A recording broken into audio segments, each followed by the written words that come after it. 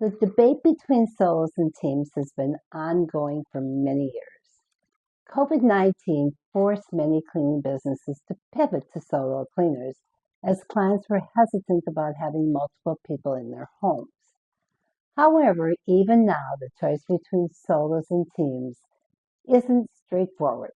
It depends on the priorities and goals of your business.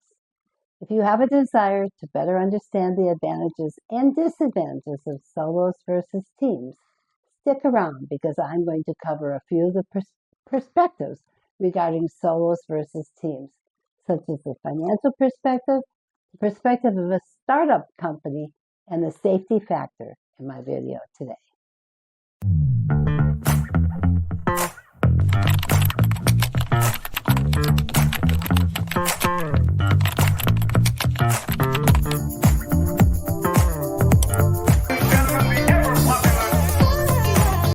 Hi there, I'm Sharon Tinberg, creator of Clean Smart Academy, where we turn regular people into outstanding cleaners. Let's dive right in for the different perspectives of solo versus teams. And I'm going to start with the financial standpoint because that's something that hits all of us near and dear to our heart. That's why we're in business, to make money. As one of my previous partners said, if it doesn't make money, it doesn't make sense.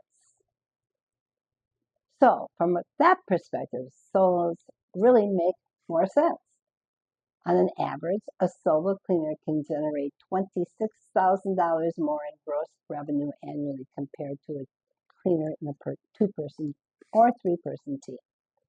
For businesses with a typical 15% net margin, that's an extra $3,900 per year in take-home pay.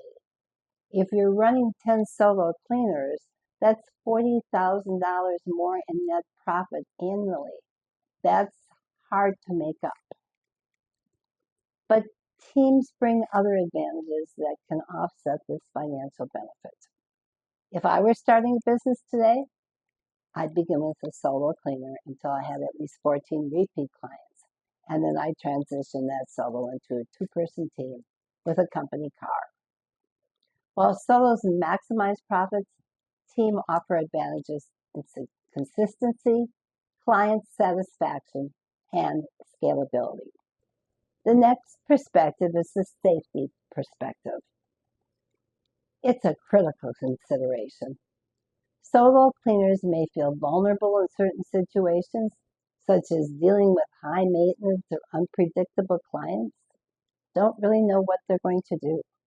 I have talked to more than one client, owner of a cleaning service, one in particular who said he was so glad he had a team when they went to this person's apartment because he was very scary and they left. He said he does not know what would have happened if it was a solo, and he would never ever send a solo into a home again in the first time in because of that situation. With teams, cleaners have security. They have the security of knowing they're not alone, which can make difficult situations more manageable. I have to admit, if I had a company today, as I started by saying, I would use solos and teams. So please join me next time when I talk about other perspectives of solo versus teams, such as the consistency factor, team morale, and the awesome power of company cars and balancing solos and teams. Until next time, happy cleaning.